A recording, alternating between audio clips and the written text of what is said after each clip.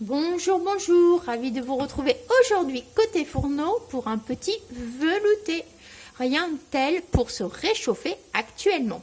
Alors, je vous propose un velouté butternut lentilles corail. Allez, c'est parti, je vous montre comment le réaliser. Alors, dans ma casserole, voilà, j'ai pris une grosse casserole, voilà. Je suis en train de faire blondir 2 gousses d'ail et un petit oignon. Voilà, un oignon classique, un oignon jaune. Voilà, dans une noisette de beurre. Donc voilà, c'est un petit peu devenu translucide, vous voyez. Voilà, donc là, ça me plaît. Maintenant, je vais venir y ajouter 2 petites pommes de terre grenaille. Voilà, j'ai 2 petites pommes de terre grenaille, c'est parfait pour la quantité. Après, une petite carotte. Une toute petite carotte. Voilà. Donc, les carottes me permettent de décoller les sucs des oignons. Voilà. Voilà, voilà. Maintenant, ma courge butternut. Alors, celle-ci, je suis vraiment fière. Elle date du mois de septembre. Et elle n'avait absolument pas bougé. Elle restait bien tranquillement à sa place dans son placard et intacte. Moi, je ne mets pas mes courges au réfrigérateur parce que là, ça les gâte automatiquement. Si vous avez un garage, une cave, vous les mettez bien de côté. Vous allez inspecter de temps en temps, bien sûr, pour éviter qu'elles ne se gâtent, on ne sait jamais. Mais normalement, ça se conserve assez bien. Et moi, personnellement, je trouve que mes courges butternut se conservent mieux que mes petits marrons. Voilà. Après, ça dépend, quoi. Quand je vois que ça commence un petit peu à être un petit peu délicat, j'épluche tout, enfin, pas le potimarron.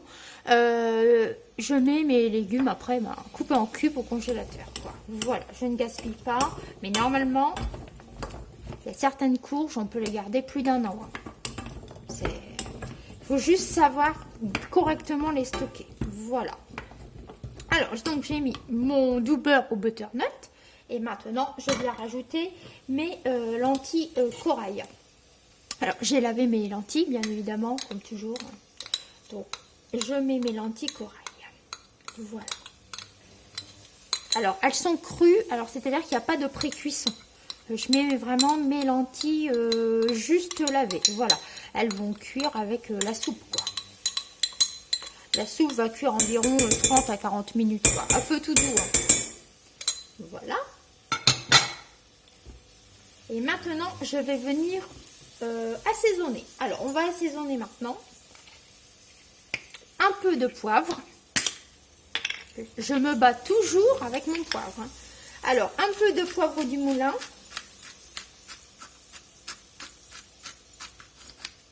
Voilà.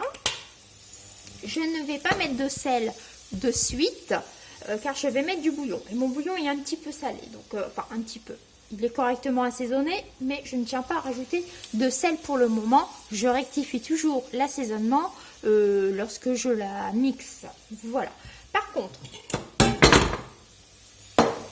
pour cette petite soupe, je vous propose une petite épice qui se marie parfaitement avec ses couleurs. La couleur orangée de la butternut, de la carotte et de la lentille corail. Vous l'avez dans le mille, le curry.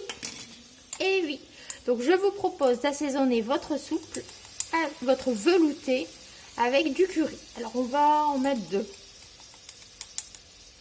Je vais en mettre 2. Et là c'est pareil, je rectifie si besoin en fin de cuisson. Voilà, voilà. Maintenant, je vais venir mouiller le tout, recouvrir tous mes légumes avec du bouillon.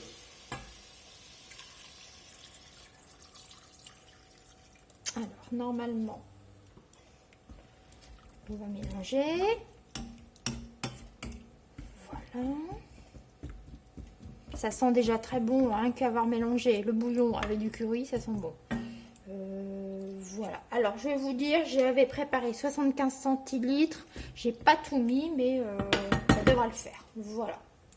Voilà, voilà. Alors, bon, mon potage va comme ça cuire tout doucement. Voilà, je vais le couvrir, hein, bien sûr. Ça va cuire tout doucement. Une fois que tous mes légumes sont cuits, je mixe et je rectifie donc l'assaisonnement, je vous l'ai dit plusieurs fois, et je mets un peu de crème fleurette.